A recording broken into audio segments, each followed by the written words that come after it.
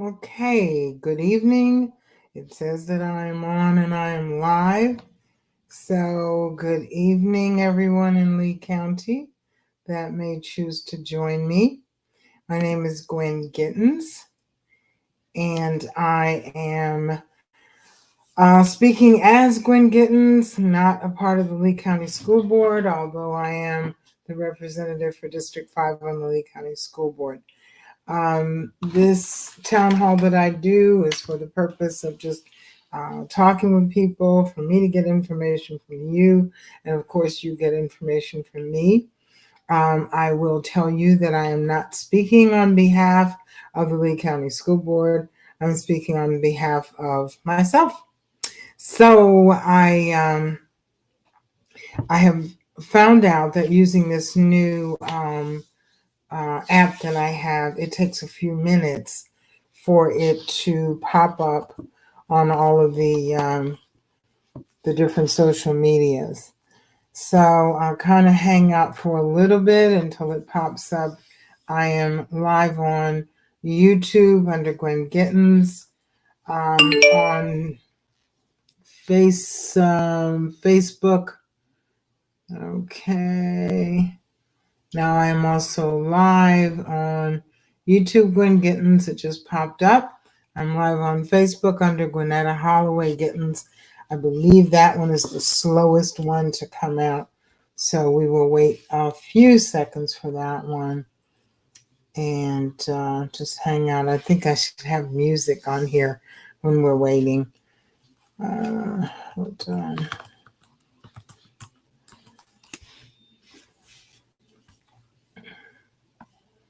And I will get to it in 1 second. Okay, I see that I have 2 people out on the chat. I'm not sure which app you're on, whether it's YouTube or Facebook. You can let me know something in the chat. Carmen, good evening. All righty. Is it? There we go. Okay. So we are live on Gwynetta Holloway Gittens on Facebook, on Eastleigh Education Co-op on Facebook, and on YouTube, Gwyn Gittens. So welcome and good evening. And I appreciate you joining me. I'm going to see if it's out there on Facebook for a second, but I know that we're on one of them. So please let others know that I'm on and we're live. And yes, there it is. So let's get started. Okay. It has been a very, very busy week. I think I had 4 or 5 meetings yesterday and 4 today, and I've got 3 tomorrow. So I don't know. Everybody's trying to have an event or a meeting in these next couple of weeks, I guess. I was talking to someone about that today, and we came to the conclusion that things are getting busier and busier. And I think it's because people are getting out after COVID and planning all those activities that they didn't have before. And listening to reports that we still have to be careful. Speaking of COVID, and I will go over a couple of things that have been hot topics and that I have been asked. And of course, if you have any questions, please weigh in on the chat and let me know what your questions might be. Again, this is Gwyn Gittens. I am on the Lee County School Board. I am not representing the Lee County School Board in this presentation. This is Gwyn Gittens speaking to my community and the Lee County community in general and answering questions and just kind of finding out what you think and what I need to know. Hold on. And what I need to know to best serve you. So, hold on.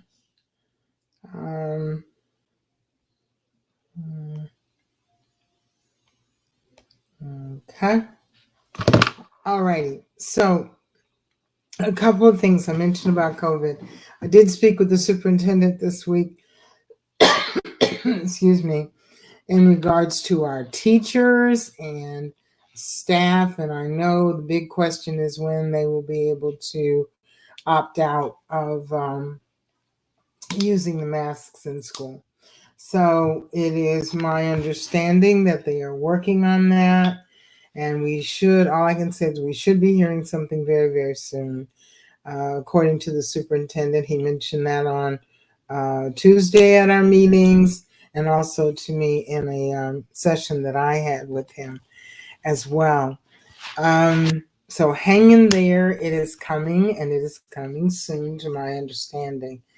When I spoke with the superintendent about it, it was my thought at one point that when we went back to opt out, that it would be opt out for everyone. But according to the medical people, they decided that we were still a little bit too high at that time.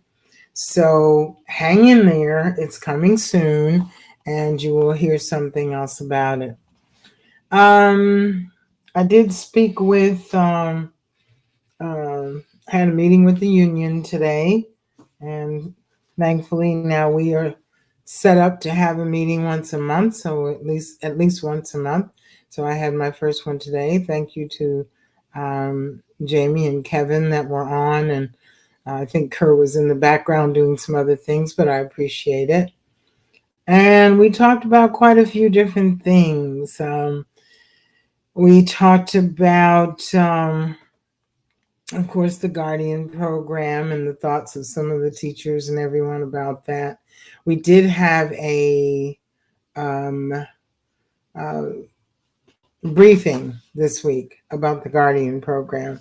So if you are interested in knowing exactly what it is and how it works, go back to board docs and you'll be able to see all the information. Chief Newland came on and gave us all the details about what it is and what it isn't. So informing your opinion, you may want to go back and watch that video. It was very thorough. There were handouts with it and all as well. So we also, something the teachers are concerned about is the 20-year teachers getting raises or something to match. They can actually be teaching next door or team teaching with a teacher that just started that's making more money than them and they've been there for 20 years. That is an issue, and hopefully that is something.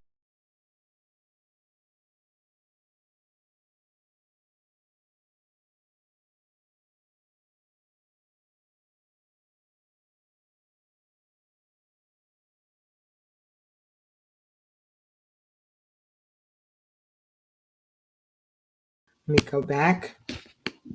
Okay, there we are. I think we're still going. All right. So the Florida School Board Association sent out their list of legislative agenda. We had already done ours and had sent it up, and I understand that it is being used and shared with legislators. So that question about getting raises is still an ongoing thing. Like I have said on the dais many times, I think our staff, our bus drivers, our teachers, and everyone should get a raise. I am watching closely, and you should as well, the use of the ESSER and the COVID funds that we've gotten. I'm making sure that those go to the right places at the right time. So we will hear more about that. The other thing in the discussion today with the union folks, it was interesting because we did talk about employee working hours and availability of daycare. Big topic right now that we need to really look at. And I hadn't really thought about it. A lot of our bus drivers that have to be at work at 4 something, where do they take their children that early? So we discussed about, what do we do about that? And I intend to bring that up on the dais at one of our meetings to talk about it as well. I know at one time we had a program in the schools about daycare, but just like many other businesses now in the country, daycare is suffering. There are just not enough people to work, and the need is there, but the schools are not, and it is making it very difficult for our employees, especially our bus drivers. I watched an article on CBS, I think it was Morning News the other day, and they were talking about the issue of having daycare and childcare for working parents, and why it's so difficult. In some cases they're working to pay for childcare. So, does it really make sense? In a lot of cases, no, it doesn't. So, we need to think about that. And if you're out there and looking at what kind of business to open, childcare, daycare could be a very good and lucrative and helpful to the community as well.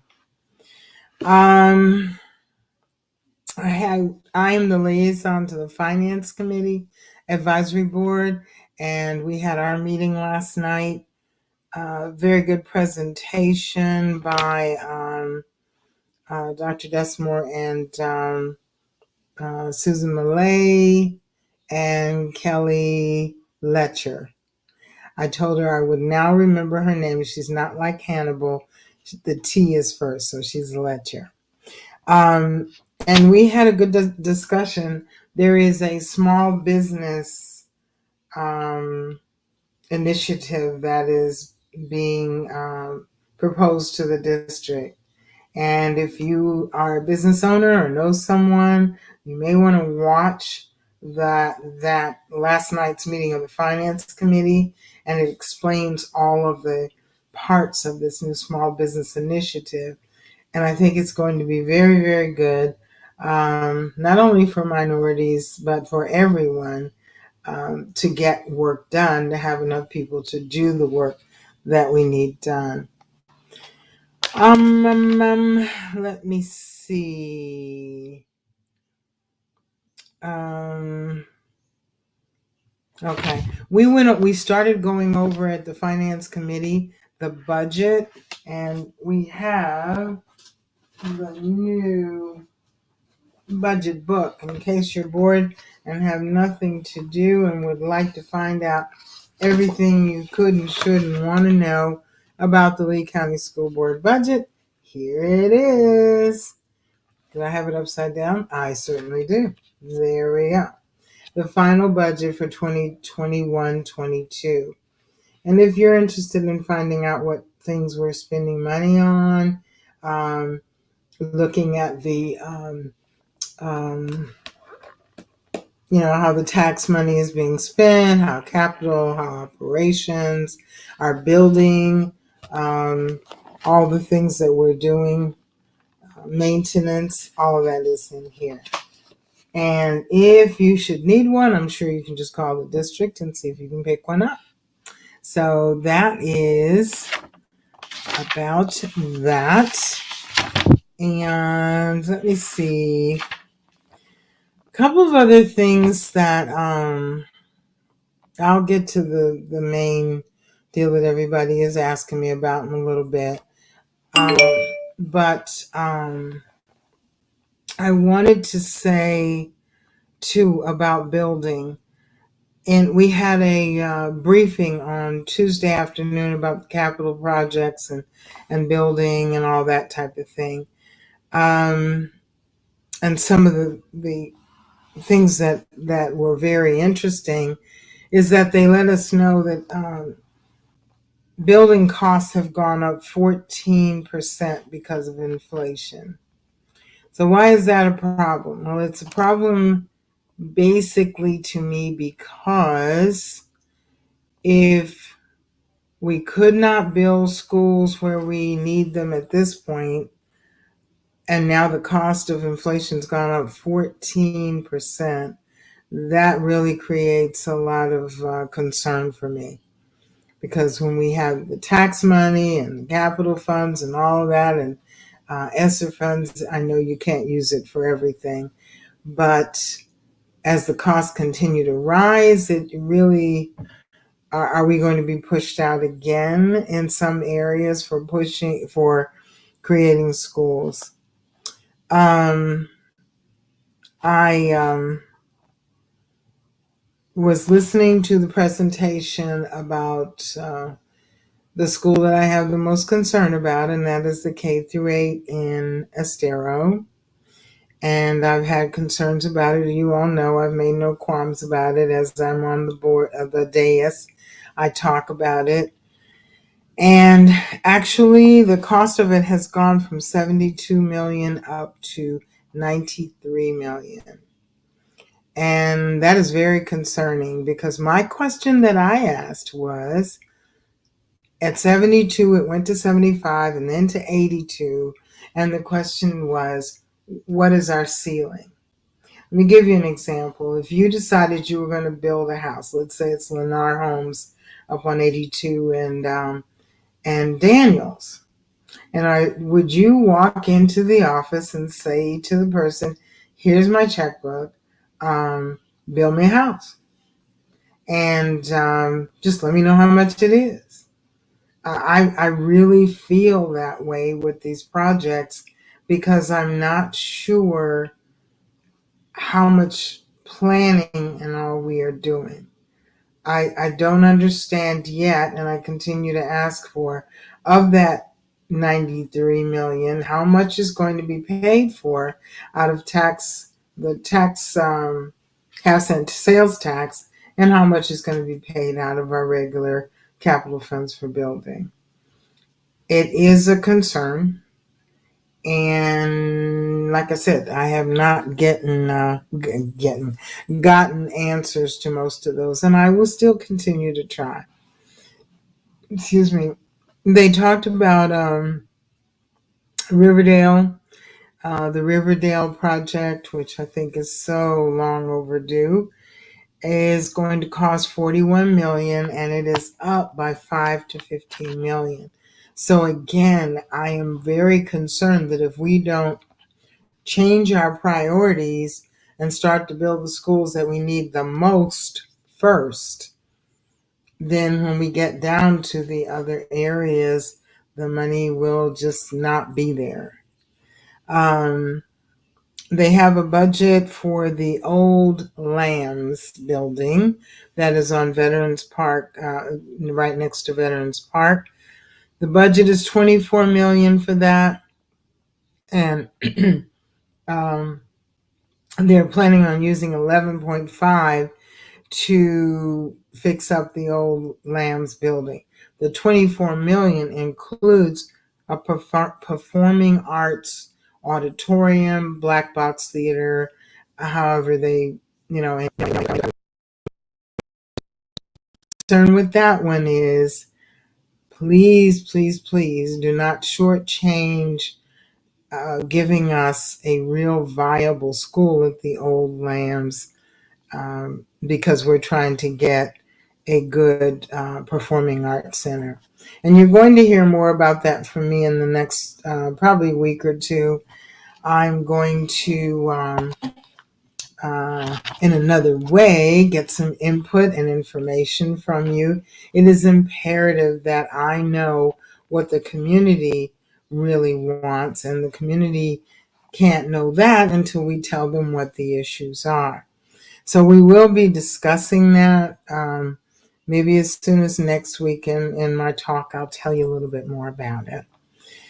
But it is an issue, and what they did was all of the students and staff moved from the old Lambs building, Lee Akers Middle, to the new building.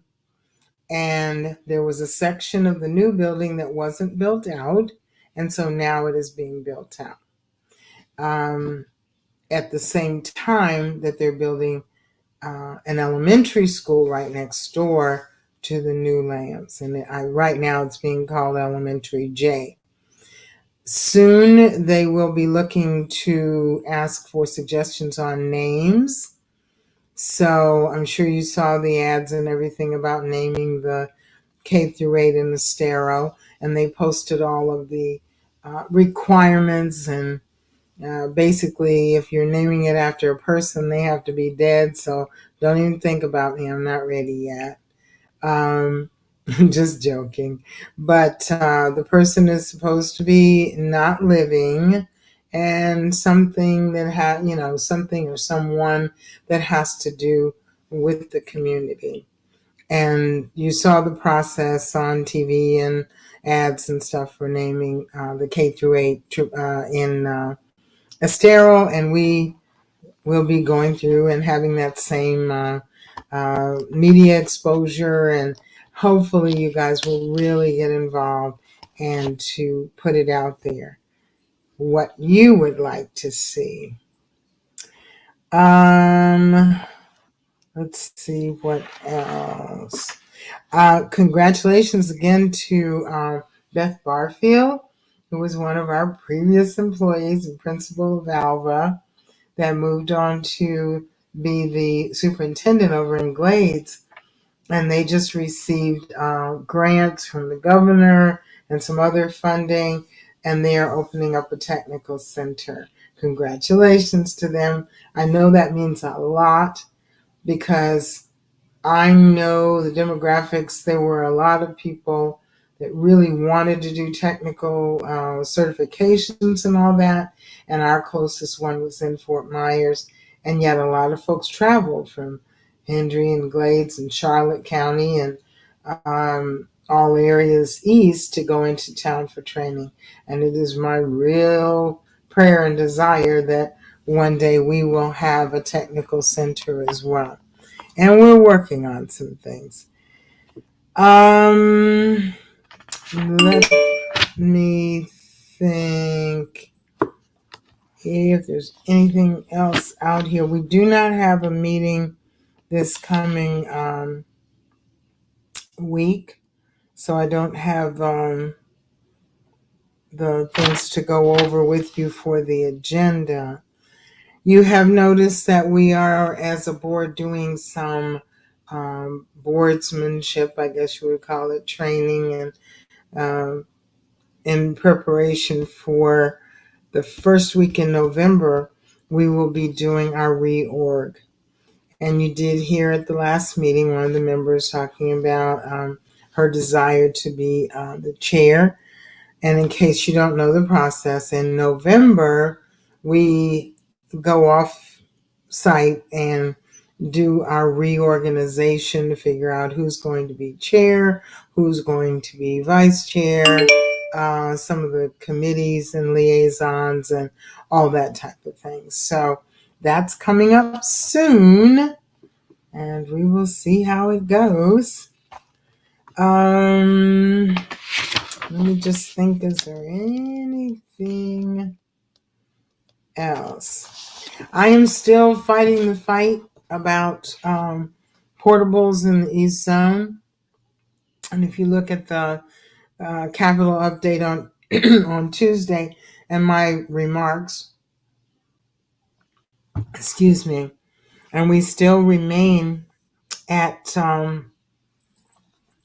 of all of the portables, we have, I think it was 70% of all the portables in all of Lee County schools are in the East Zone.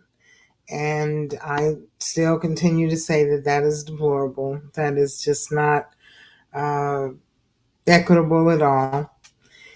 And my main thing, and I want everyone to know this, I'm not against growth in any area. But what I am against is growth when there is need, when there is growth just for the sake of growth. I just don't understand it. And it all comes down to children. It all comes down to your children, those that can walk from one room to the next, or down the hall to go to the cafeteria, the restroom, instead of being in a portable. And I understand at one point they were necessary. I just think that we really needed to make more of a concerted effort to get rid of them.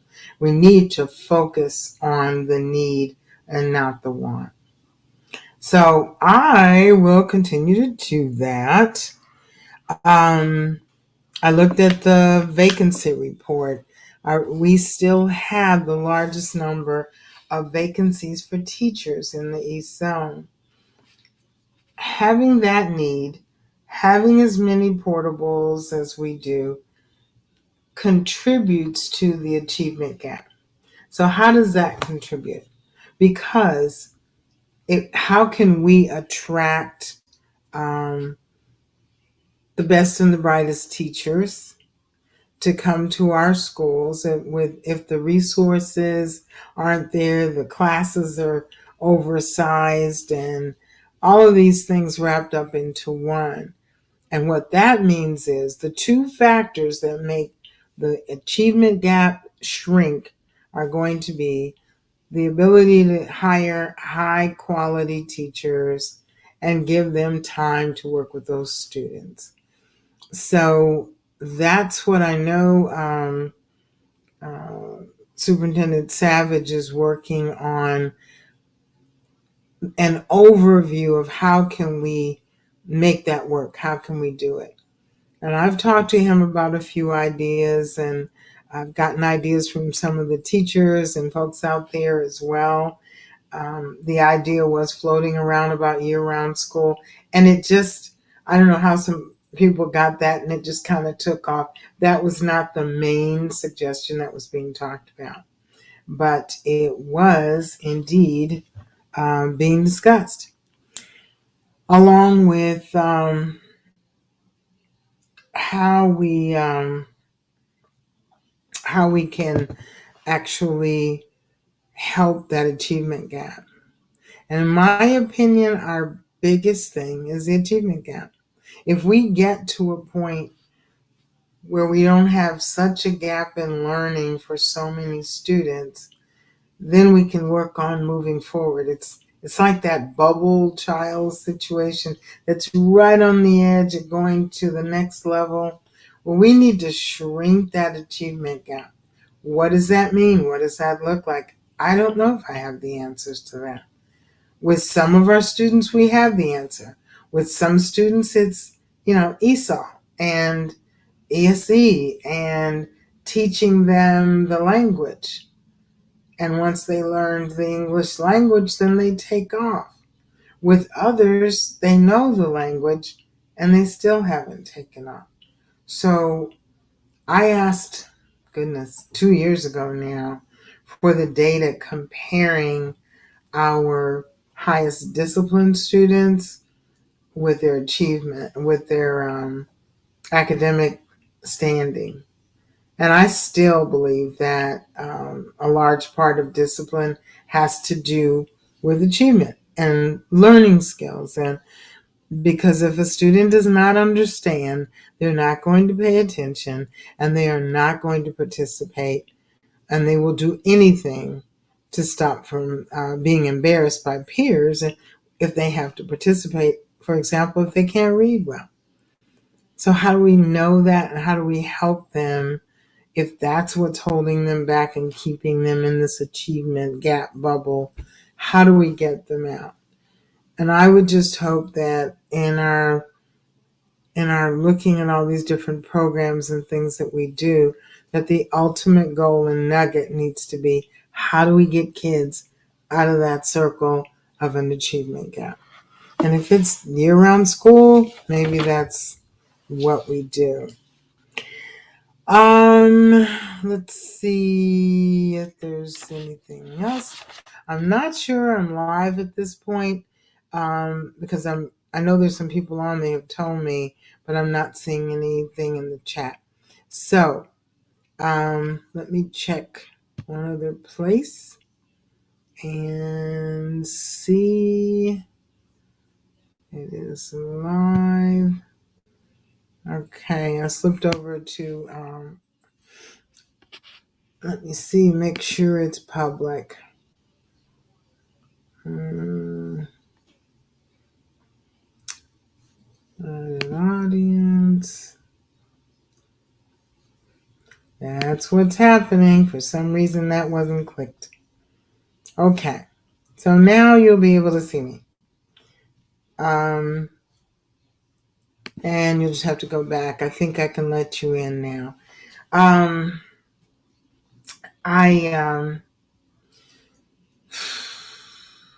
kind of falter to talk about the last meeting. If people are out there and they have questions for me, I will attempt to answer them. If you're just coming on, realize that this is Gwyn Gittens. I am on the Lee County School Board. This is not a school board function. I am not representing the Lee County School Board. I'm representing myself. So with that,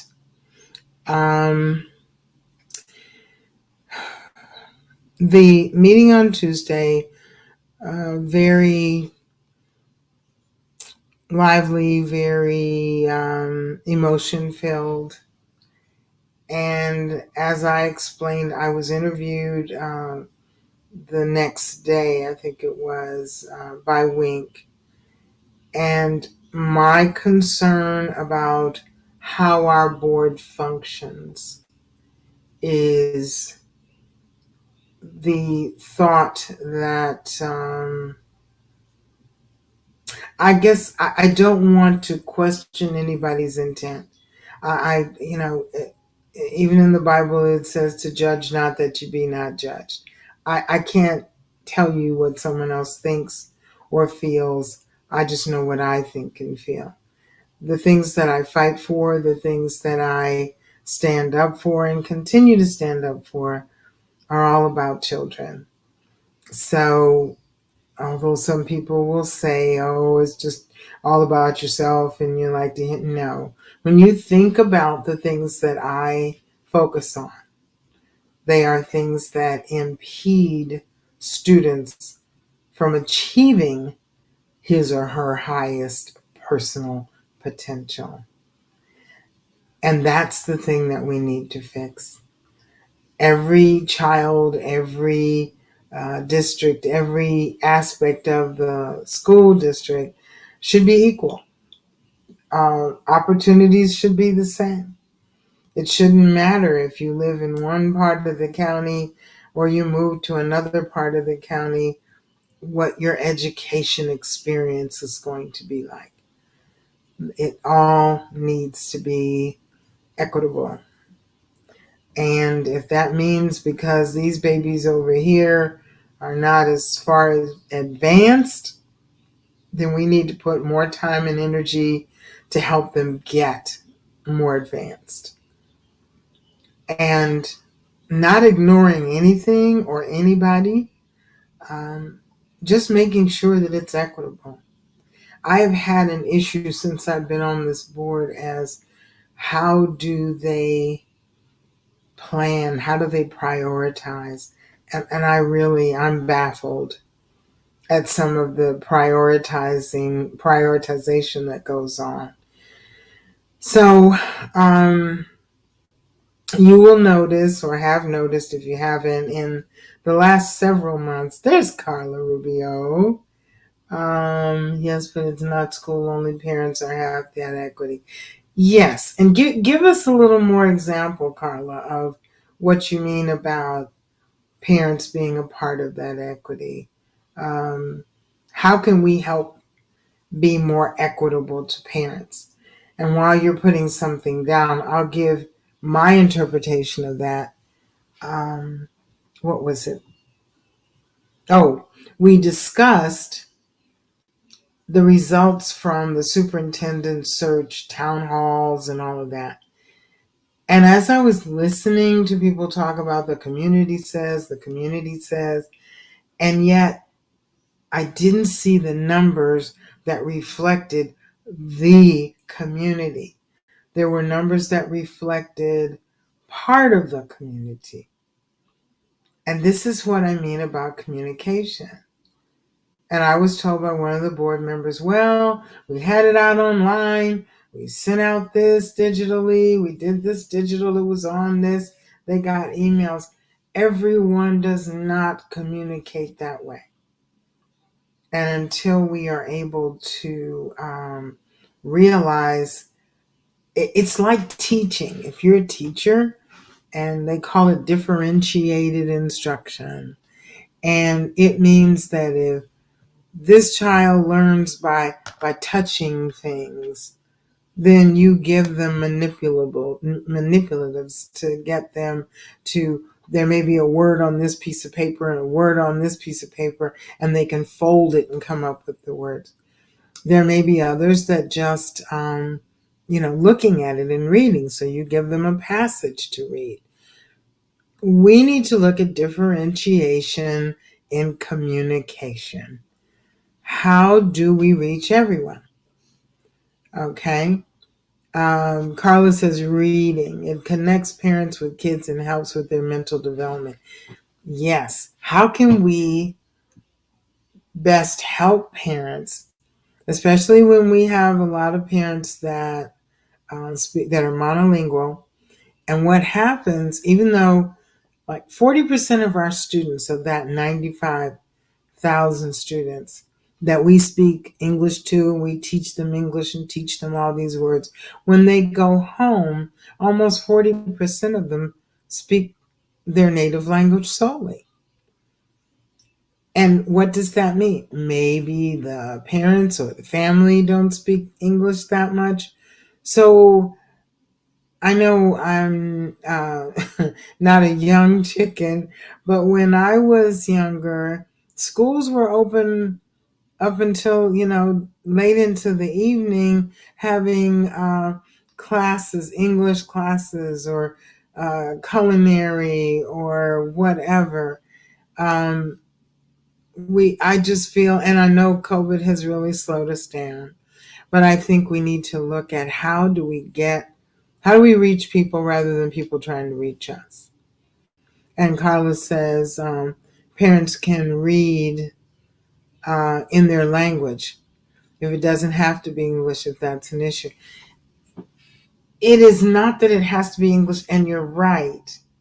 But see, if we're trying to teach them English for all the rest of their courses at school, then why not a suggestion? A monolingual parent, have the parent read in their native language and have the child read back to them in English. And both are learning. So that's just an idea. Many of my parents of my students don't have access to email or the internet, so the email surveys, and that's what I'm saying. Thank you for saying that. They never reach them. This is what Carla Rubio was. Oh no, this is Brianna Allison. Okay, thank you, Brianna. I didn't even see you there. I apologize for that. So Brianna, and I'm gathering you are a teacher with us. Many parents of my students don't have access to email or the internet, so the survey never reaches them. Okay, so what do we do? And what do we do to fix that? One suggestion I had was those surveys and things that come out in the morning when parents are dropping their kids off, or in the afternoon when they're picking them up, especially in elementary where a lot of them will walk up to the school. Have some computers, set up some tables out on the sidewalk with some computers on them, and have some folks out there explaining, have you done this? This is how you can do it. If you don't have access at home, you can do it right here, and we'll explain it. Give them a step by step in each language. You can click this, you put this, explain what it is. Carla Rubio and her sister and I are working on a project, and yes, Carla, I haven't forgotten you, to help our ESOL students to be able, and their parents more so, to be able to connect and understand. Have you, look at it like this: if you're English speaker and English is your first language, have you ever walked into a situation or a class or a meeting and you don't know what they're talking about? And you're just sitting there and kind of looking around, and you don't want people to think, oh, you're not smart or you don't understand. Think about how some of our parents feel. They feel like, oh, maybe I shouldn't be here because I don't even know what they're talking about. I think we need to have translators at everything we do. Teach kids sign language. Let them learn how to do it as well. And we need to speak in simpler language because we have a demographic that is trying to translate and understand and watch what we're saying and pick up on what we're saying. I have had a real issue with the way we write things. When you, Carla says the thing here is that the parent needs to be interested, and let me show you, is that the parent needs to be interested as well. True. So the way to get people interested in something is to do something that they know. If it means feeding them, if it means having some music or a little event first to get them interested, then let's do that.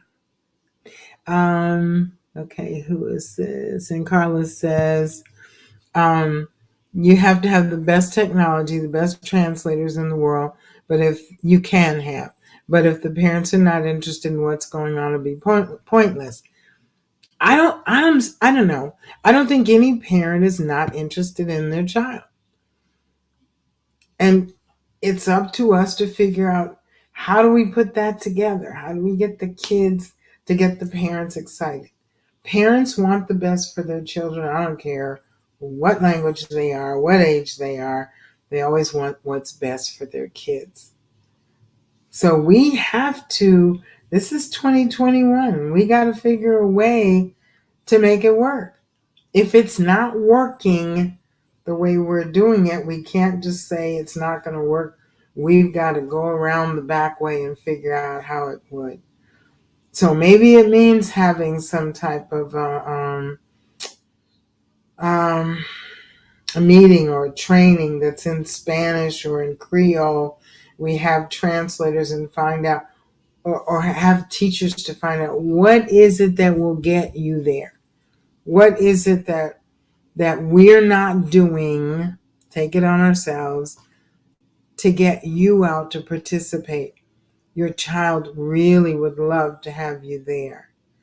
So what can we do to make you more comfortable that you will come? Okay, and Brianna says, we have to get the word out. The parents don't always get the information. And Brianna, you're spot on. Sending an email or sending something home, even if it's translated. Let me just say this. Sometimes we can take something that looks like an encyclopedia page and translate it into another language. It doesn't make sense to them. We need to have make a habit of sending out information that it's not dumbing it down, but the reading materials we send out should be at an average of a 7th grade level reading. The ones that are over that can read it. The ones that are under that level can read it. But we need to meet everybody where they're at, and then they can understand it. I'll give you a quick example. When we had last year, when we had COVID and we had all of those choices, I think it was the 4 choices, the Home Connect and the this and the that. And they sent out that long survey as to which one you wanted to choose. people that speak different languages, especially Spanish, had no idea what they were talking about.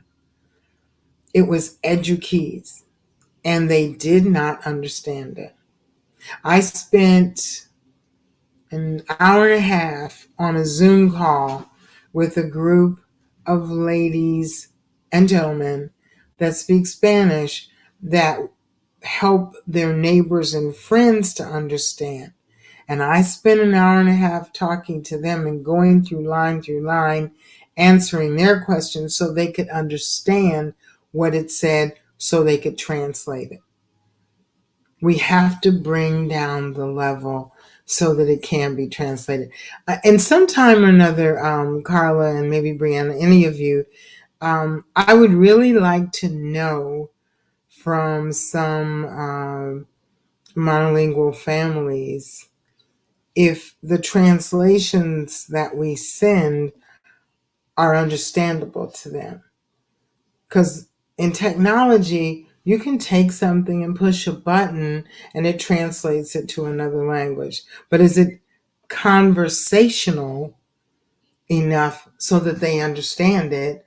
Or is it just, computerized, translating it to another language?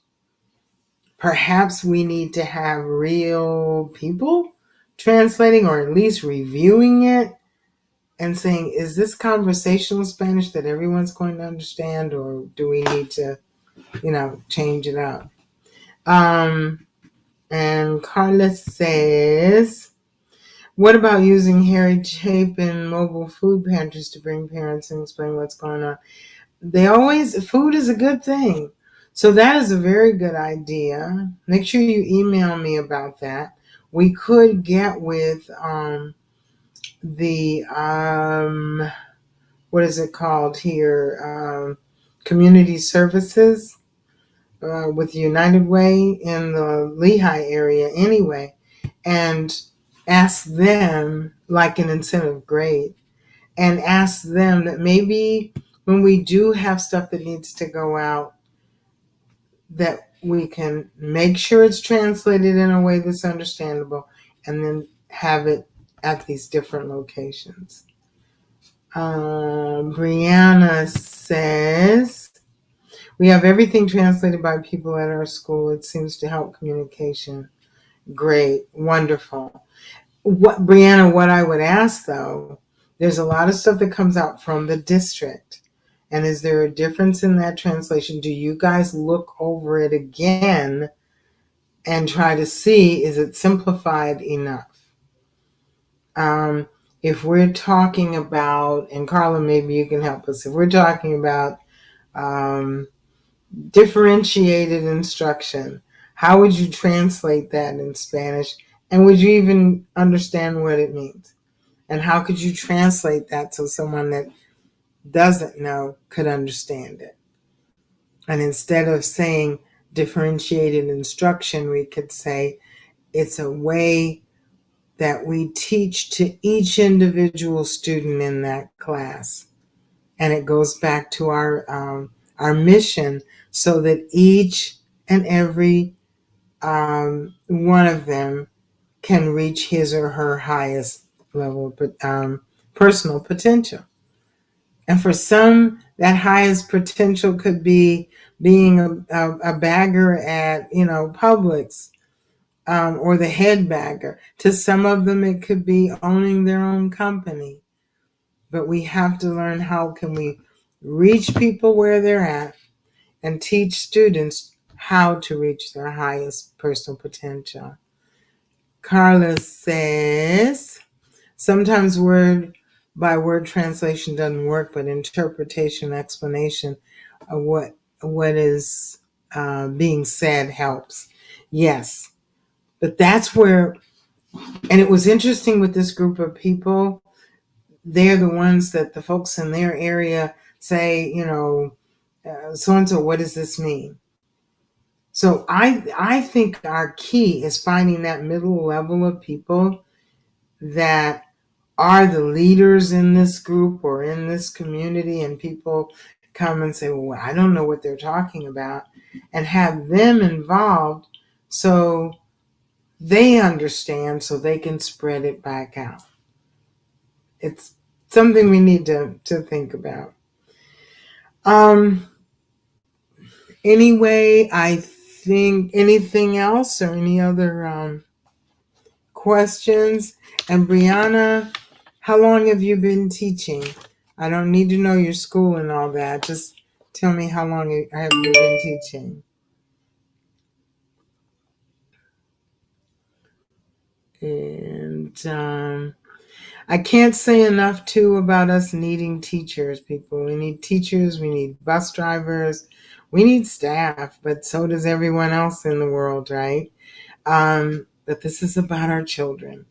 If you even want to know someone that wants a job, even part-time driving a bus, it would truly, truly help. We are suffering shortages of teachers and bus drivers that is across the nation. It is not just here. Okay, Brianna says she's 7 years here, 10 years in Baltimore City. Awesome.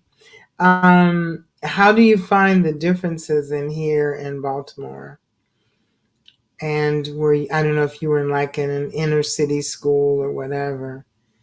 Carla, and last question for you would be, how are your kids doing? And you were talking about parents reading. Do you read to them in English or in Spanish? I just would like to know. Let's see if we get answers from you guys.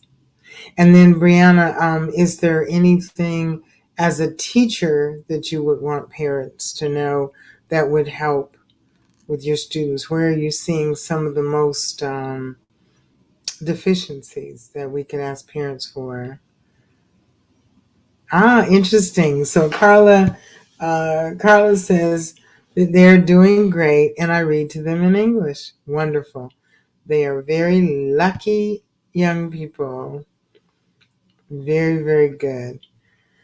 So, and in case you guys, watch this later on, Carla says, I used to do it in Spanish when they were toddlers, but I speak Spanish. You speak Spanish to them, but you also speak English. Okay. Awesome. So this will be out for everyone to see. And as we're winding down there, if you have questions after this or comments that you want to add along the way, please do. It will be out on Facebook. It will be out on YouTube. And just add your comments. So Brianna says, I was inner city Baltimore. Oh, bless you. Okay. I taught here for 3 years at Harns Marsh and moved to Baltimore and then moved back. See, we are good. 4 years ago and taught at Mirror Lakes, recently at River Hall. Very good. Well, I just want to say thank you for coming back. Thank you for working with us and working with our students. And if you have any friends, tell them how wonderful it is down here. Maybe they'll come too. And Brianna's suggestion for parents, just read to your kids, talk to your kids about what they read. And again, that was like a comment that we were saying earlier. Thank you for that. Sometimes the learning is going both ways because the kids are helping their parents to learn English and the parents, I'm sure, don't want them to lose their native language, and it's just that it's a back and forth. Okay. And Carla says, I agree with Brianna. Well, listen, guys, I thank you so much. I think my time is about up, and I may be back on in the middle of the week next week or earlier as this whole situation kind of takes its place. Watch, listen. You can always email me. Let me know if you have questions. I am at Gwynetta sg@leeschools.net. And we are going to have some exciting information coming up soon about the Eastleigh Education Co-op. There's my email address if anyone's interested. This will be posted, so please share it. And I am here usually from 7 to 8 every Thursday. I'm thinking about moving from 7 to 6:30 to 8. 6:30 to 7:30, a little bit earlier. And if you have any comments about that, let me know. And I just appreciate you all. And I hope you share this around and other people will put their comments. I will look and I will answer the comments throughout the week. Let me know if there's anything I can help you with. Carla, thank you for being a wonderful parent. And Brianna, thank you for being a great teacher. We appreciate you both. And we will talk to you soon, unless there's some breaking news, and I'll be back. Thank you so much. Take care.